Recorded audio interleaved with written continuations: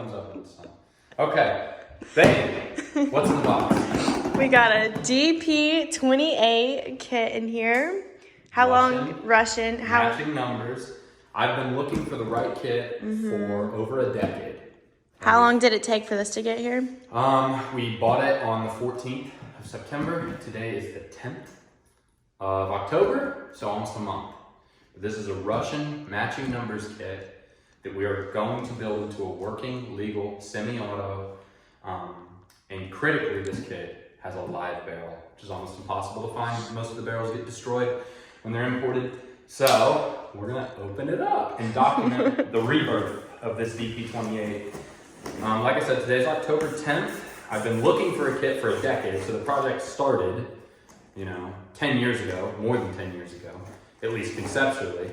We bought this kit about a month ago, and we're gonna lay hands on it today. Hopefully our goal, what we've discussed, is within a calendar year, so before my 33rd birthday, because I'm about to turn 32. So before my 33rd birthday, we'd like to have this built and working. So let's see what's inside. This package, by the way, is about 30 pounds. All right, let's see what we got here. This is our operating rod and our recoil spring, which is on the gas piston here. Something they changed with the DPM because the spring would get really hot under sustained fire, and if it got super hot it could break.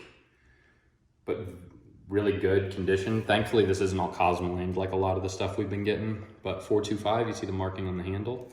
All right, we'll set that aside on our blue towel here and keep diving in. All right, more packing material. You wanna play some music, baby? I got a record here for you. I forget, how many does this come with? 4? I think it comes with 4 pans, and one of them is finish capture marked, if I remember right from the pictures. These tabs are a little bit different than the other one we have. This loading tab is a little bit different. Oh, really? Yeah, but they work the same way. I actually don't see much in the way of markings anywhere on this magazine, and there is some nastiness on it. So I have to clean that up. Yeah, no markings that I can see anywhere on it, but safe to assume that it's probably a Russian magazine. And the reason I say safe to assume is because at least one of these is marked with finish capture marks, and the Finns captured magazines from the Russians, and this is a Russian kit, so it would stand to reason that the magazines are probably Russian, although they aren't marked. At least that one isn't.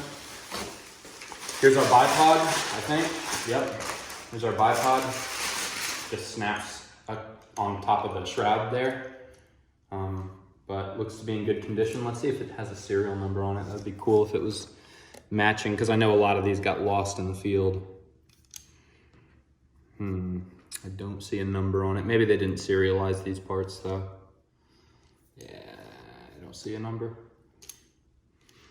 Yeah, nothing on the bipod, but it's one of those parts that's like semi-disposable. They probably didn't serialize it. Here's our butt stop and trigger group. Just a really simple sear. Sear goes down, bolt goes forward. Not for the semi-auto version we're gonna build, but the wood looks really good. Yeah, the wood's in great shape. Yeah, for being 80 years old, this kit so far seems to be in really kind of wonderful condition. I'm running out of real estate here, so I'm actually gonna move the box forward and keep our parts laid out here on the towel so we don't gunk up our table. All right. Here's our shroud. Really, really nice. So I was in dialogue with the SMG guys, and who knows, they may end up building this. We haven't committed to a builder just yet, although we're kicking around some ideas. There's a guy I'm working with on my PPSH 41 re-weld who may end up doing the DP28. We're in talks on that. But the guys at SMG said that one of the costs prohibitive factors, well actually there's two with the DP28 kits, is that finding a live barrel is almost impossible. And you can see the original barrel in here is cut, but these barrels are quick change. This button here allows you to remove the barrel. You rotate this out and you can change the barrel. And I don't know if it was importer oversight or if the laws have changed, but while this is torch cut, the barrel that was in the gun when it was imported is torch cut, the replacement that was carried by the assistant gunner is uncut. So that barrel is intact. It's somewhere in this box. But the other cost prohibitive factor is that most of these shrouds are cut and unusable. Our shroud is completely intact, which tells me this is probably an early import gun.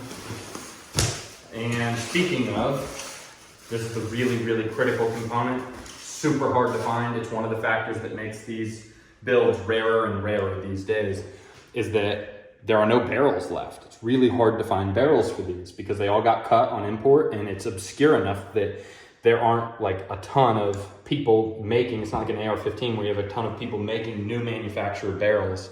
But this is an original Russian replacement barrel, and I'm just checking the rifling.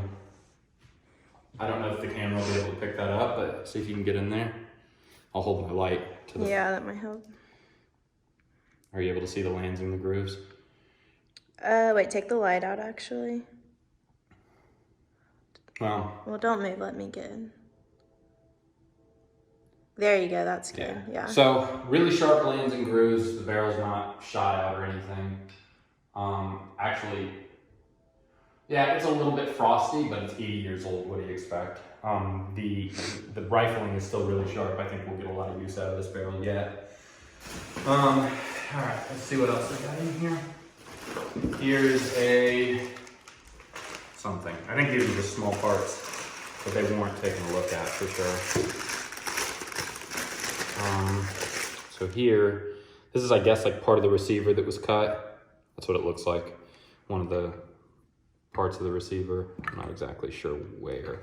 Maybe there, maybe it goes there. Anyway. And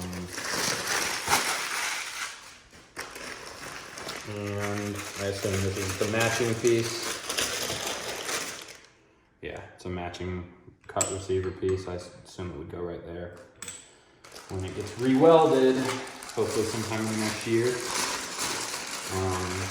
Back here we have the rear receiver tang, I guess, right there. Yeah, you can sort of see how this is all supposed to fit together. And the date code on our rear receiver tang there, 1944. You can see that 425 serial number that is all over all these parts. This is a matching numbered parts kit. We paid a lot for it, but it was the right kit, and we've been waiting for the right kit at the right price at the right time. I've been waiting for a decade, like I said. Finally we landed on this. Here's another part of the receiver, which I think probably actually goes here. And then these. This thing is huge, isn't it? So this we know goes here. This rear tang piece would lock on right there. And so this, I think, would go there. I think that's how it fits together without spending a ton of time with it. It's probably something like this, or it might be actually like this. Yeah, it kind of looks... That looks more correct, I think. It looks like it fits more like that. Yeah. All right, cool. Let's keep going through it, see what else we got. Now this kit was supposed to come with a full semi-auto parts kit conversion kit, excuse me, from SMG, which I think is like they do a hammer-fired conversion on these. It's not striker-fired, it's like a short hammer. And I think it's supposed to come with those parts. So that should minimize the cost of the rebuild because the trigger group is not gonna have to be completely redesigned and replaced. It'll only have to be replaced because we have the parts from SMG. Here's our complete bolt assembly. This thing looks almost unfired, honestly. It's a wedge lock, so when the firing pin pushes forward, these wedges push out and that locks the gun into battery so that the gun doesn't fire from an unlocked breech, which could cause a dangerous condition. It's pretty cool. Degtyaryov was really into this wedge lock system, which that will have to be redesigned. The this firing mechanism will have to be redesigned. The bolt will have to be redesigned because it can't fire from an open bolt. Here is our flash hider, which this sort of conical cone flash hider goes on the end of our intact replacement barrel there. It's pretty distinctive. You see this flash hider, and it doesn't belong to any gun except for a DP series light machine gun. It would look totally out of place on anything else, but there's our barrel. You can see how that's supposed to fit in there like that. We have more goodies too. Right here we have a piece of the cut up barrel. It's just a shame what they do to these on import. They just destroy the barrels. Thankfully this replacement barrel made it through.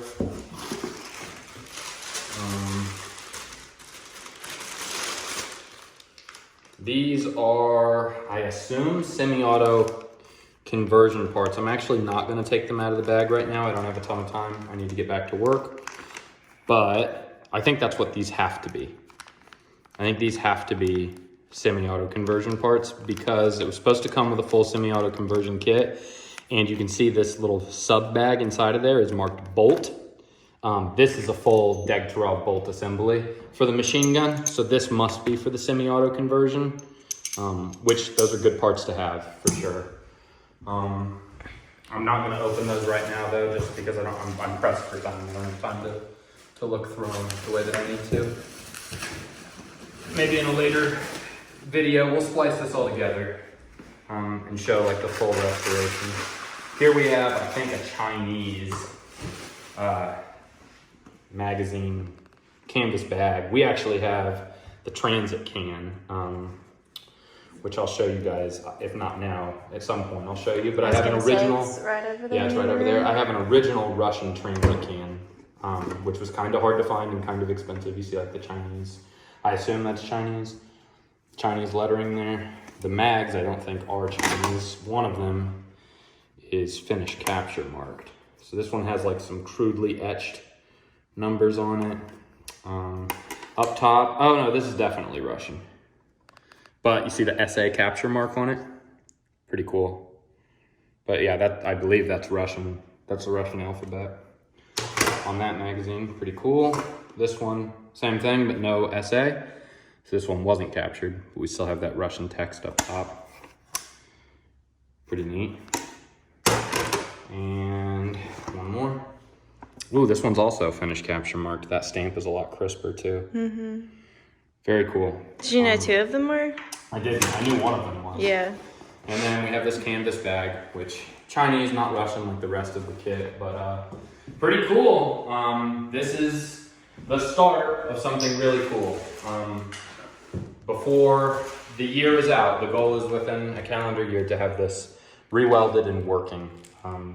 So we'll check back in with y'all in a little bit. Say bye. You say bye. Bye.